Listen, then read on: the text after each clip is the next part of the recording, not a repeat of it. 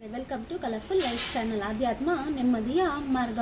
ವೀಕ್ಷಕರೇ, ನಾನಿವತ್ತು ನಿಮಗೆ ಯಾವ ವಿಷಯ ತಂದಿದ್ದೀನಿ ಅಂದರೆ, ಇದೇ ಮಾರ್ಚ್ 15ನೇ ತಾರೀಕು ಶಾಪ ವಿಮೋಚನಾ ಏಕಾದಶಿ ಇದೆ. ಈ ಶಾಪ ವಿಮೋಚನಾ ಏಕಾದಶಿ ದಿನ ಏನು ಮಾಡಬೇಕು, ನಾವು ಏನು ಮಾಡಿದ್ರೆ ನಮ್ಮ ಪಾಪಗಳು ಕಳೆಯುತ್ತೆ ಅಂತ ನಾನು ನಿಮಗೆ ತಿಳಿಸ್ಕೊಡ್ತೀನಿ. ಹೆಸರಲ್ಲೇ ಇದೆ ಪಾಪ ವಿಮೋಚನಾ. ಅಂದರೆ ನಾವು ಎಷ್ಟೇ ವರ್ಷಗಳು ಅಥವಾ 7 ಜನ್ಮದ ಪಾಪಗಳು ಮಾಡಿದರೂ ಸಹ ಈ ದಿನ ಏಕಾದಶಿ ದಿನ ನಾವು ಇದೊಂದು ಕೆಲಸ ಮಾಡೋದ್ರಿಂದ ನಮ್ಮ ಎಲ್ಲ ಪಾಪಗಳು ಹೋಗುತ್ತೆ ಅಂತ ಪುರಾಣದಲ್ಲಿ ಹೇಳಿದ್ದಾರೆ. ಸಾಕ್ಷಾತ್ ರಾಘವೇಂದ್ರ ಸ್ವಾಮಿಗಳು ಕೂಡ ಈ ಏಕಾದಶಿನ ಮಾಡಿದ್ರಂತೆ. ಆದ್ದರಿಂದ ಪುರಾಣದ ಪ್ರಕಾರ ಹೇಳಬೇಕು ಅಂತ ಅಂದರೆ, ನಾವು ಈ ಏಕಾದಶಿ ದಿನ ಎಷ್ಟು ಶ್ರದ್ಧೆ ಭಕ್ತಿಯಿಂದ ವಿಷ್ಣುವಿನ ಆರಾಧನೆ ಮಾಡ್ತೀವೋ ಅಷ್ಟು ನಮಗೆ ಲಾಭ ಅಂತೂ ಖಂಡಿತ ದೊರಕುತ್ತೆ. ನಮ್ಮ ಏನೇ ಪಾಪ ಮಾಡಿದರೂ ಅದು ಈ ದಿನ ತೊಲಗುತ್ತೆ ಅನ್ನೋ ಪದ್ಧತಿ ಕೂಡ ಇದೆ. ನಾವು ಹ್ಯೂಮನ್ ಬೀಯಿಂಗು ನಾವು ಪಾಪ ಅಂತೂ ಮಾಡೇ ಮಾಡಿರ್ತೀವಿ. ಕೆಲವ್ರಿಗೆ ಸುಳ್ಳು ಹೇಳಿರ್ತೀವಿ ಅಥವಾ ಏನಾದರೂ ಕಳ್ತನ ಮಾಡಿರ್ತೀವಿ. ಬೇಕು ಅಂತ ಕಳ್ತನ ಅಲ್ಲ, ಏನೋ ಒಂದು ತರಕಾರಿ ತೊಗೊಂಡಿರ್ಬೋದು ಅಥವಾ ಹೂವು ತೊಗೊಂಡಿರ್ಬೋದು, ಚೌಕಾಸಿ ಮಾಡ್ತಾ ಏನಾದ್ರು ಒಂದು ಎಕ್ಸ್ಟ್ರಾ ಒಂದು ಎತ್ಕೊಂಡು ಹಾಕ್ಕೊಂಡಿರ್ತೀವಿ ಅಂದ್ಕೊಳ್ಳಿ, ಅದು ಕೂಡ ಪಾಪಕ್ಕೆ ಸೇರುತ್ತೆ. ನಾವು ಯಾರನ್ನ ನಿಂದನೆ ಮಾಡಿರ್ತೀವಿ, ಅದು ಕೂಡ ಪಾಪಕ್ಕೆ ಸೇರುತ್ತೆ.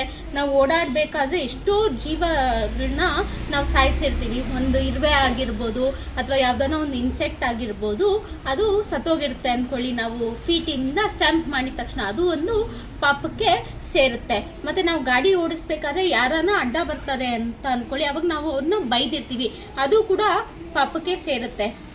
ನಮ್ಮ ಗರುಡ ಪುರಾಣದಲ್ಲಿ ಎಷ್ಟೋ ಪಾಪಗಳಿಗೆ ಯಾವ್ಯಾವ ಥರ ಶಿಕ್ಷೆ ಇದೆ ಅಂತ ಅದರಲ್ಲಿ ತಿಳಿಸ್ಕೊಟ್ಟಿದೆ. ಹಾಗಿದ್ಮೇಲೆ ನಾವು ಹ್ಯೂಮನ್ ಬೀಯಿಂಗು ಖಂಡಿತ ನಾವು ಏನೋ ಒಂದು ತಪ್ಪು ಮಾಡಿರ್ತೀವಿ, ಅದು ಎಲ್ಲೋಗಿರುತ್ತೆ ಅಂದರೆ ಪಾಪದ ಗಂಟಿಗೆ ಹೋಗಿರುತ್ತೆ. ಹಾಗಿದ್ರೆ ಈ ಪಾಪನ ನಾವು ಹೇಗೆ ಪರಿಹರಿಸ್ಕೊಳ್ಳೋದು? ಕೆಲವು ನೋಡಿರ್ತೀರ, ತೀರ್ಥಯಾತ್ರೆಗೆ ಹೋಗ್ತಾರೆ, ಎಷ್ಟೋ ದೇವರಿಗೆ ಪೂಜೆ ಮಾಡ್ತಾರೆ. ಇಷ್ಟೆಲ್ಲ ನಾವು ಕಷ್ಟಪಡೋ ಬದಲು ಇವತ್ತು ಒಂದು ದಿನ, ಈ ಮಾರ್ಚ್ 15 ಪಾಪ ವಿಮೋಚನಾ ಏಕಾದಶಿ ದಿನ ನಾವು ವಿಷ್ಣುವಿನ ಆರಾಧನೆ ಮಾಡಿದ್ರೆ ಸುಲಭವಾಗಿ ನಾವು ಈ ನಮ್ಮ ಪಾಪನ ಕಮ್ಮಿ ಮಾಡ್ಕೊಬೋದು. ಹಾಗಿದ್ರೆ ನಾವು ಏನು ಮಾಡಬೇಕು? ಈ ದಿನ ಆ ದೇವರೇ ನಮ್ಗೆ ಆಪರ್ಚುನಿಟಿ ಕೊಟ್ಟಿದ್ದಾರೆ. ಈ ದಿನ ನೀವು ವಿಷ್ಣುವಿನ ಆರಾಧನೆ ಮಾಡಿ ನಿಮ್ಮ ಜನ್ಮ ಪಾಪಗಳನ್ನ ನಶ್ವರ ಮಾಡ್ಕೊಳ್ಳಿ ಅಂತ ಆ ದೇವರೇ ನಮ್ಗೆ ಆಪರ್ಚುನಿಟಿ ಕೊಟ್ಟಿರ್ಬೇಕಾದ್ರೆ ನಾವು ಈ ದಿನನ ಸದುಪಯೋಗ ಪಡ್ಕೊಳ್ಳೇಬೇಕು.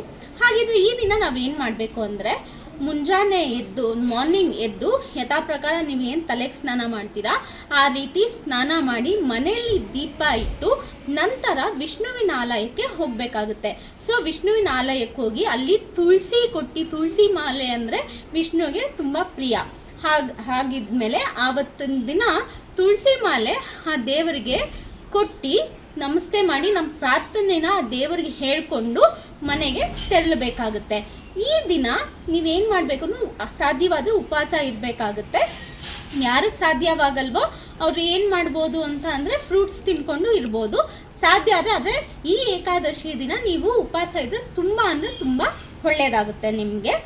ಮತ್ತು ಉಪವಾಸ ನಂತರ ಏನು ಮಾಡಬೇಕು ಅಂತ ಅಂದರೆ 108 ಬಾರಿ ಓಂ ಶ್ರೀ ವಾಸುದೇವಾಯ ನಮಃ ಅಂತ 108 ಬಾರಿ ಹೇಳ್ಕೊಬೇಕು. ಉಪವಾಸ ಆಗಿ ನಂತರ ಸಂಜೆ ದೀಪ ಇಟ್ಟು ಮನೆಯಲ್ಲೇ ನೀವು ಓಂ ಶ್ರೀ ವಾಸುದೇವಾಯ ನಮಃ ಅಂತ 108 ಬಾರಿ ಹೇಳ್ಕೊಳ್ಬೇಕಾಗುತ್ತೆ.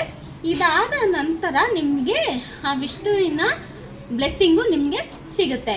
ಹಾಗಿದ್ರೆ ನೀವೇನು ಮಾಡಬೇಕು, ಮುಂಜಾನೆ ಎದ್ದೇಳಬೇಕು, ಶುಚಿಯಾಗಿ ದೇವಸ್ಥಾನಕ್ಕೆ ಹೋಗಬೇಕು, ವಿಷ್ಣುವಿನ ಆಲಯಕ್ಕೆ ಹೋದರೆ ಸಾಧ್ಯವಾದರೆ ಅಲ್ಲೇ 108 ಬಾರಿ ನೀವು ದೇವ್ರನ್ನ ಧ್ಯಾನ ಮಾಡ್ಬೋದು. ತುಳಸಿ ಮಾಲೆ ಕೊಡಬೇಕಾಗುತ್ತೆ, ಉಪವಾಸ ಇರಬೇಕಾಗುತ್ತೆ. ಈ ದಿನ ಯಾರು ನಾನ್ ವೆಜ್ ತೊಗೊಬಾರ್ದು. ಕೆಲವರೆಲ್ಲ ನಾನ್ ವೆಜ್ ತಿನ್ನೋ ಅಭ್ಯಾಸ ಇರುತ್ತೆ, ದಯವಿಟ್ಟು ನಾನ್ ವೆಜ್ಜನ್ನು ತ್ಯಜಿಸಿ ಸಾಧ್ಯವಾದರೆ ಉಪವಾಸ ಮಾಡಿ. ಉಪವಾಸ ಮಾಡೋಕ್ಕಾಗಿಲ್ಲ ಅಂದರೆ ಫ್ರೂಟ್ಸ್ ಏನಾದ್ರು ತಿನ್ಕೊಂಡು ನೀವು ವಿಷ್ಣುವಿನ ಜಪ ಮಾಡಿ. ಹಾಗಾದರೆ ಈ ದಿನ ನೀವು ಇದನ್ನು ಮಾಡ್ತೀರಾ ಅಂತ ಭಾವಿಸ್ತೀನಿ. ನೀವು ಜನ್ಮ ಪಾಪನ ಈ ದಿನ ನೀವು ತೊಲಗಿಸ್ಕೊಬೋದು.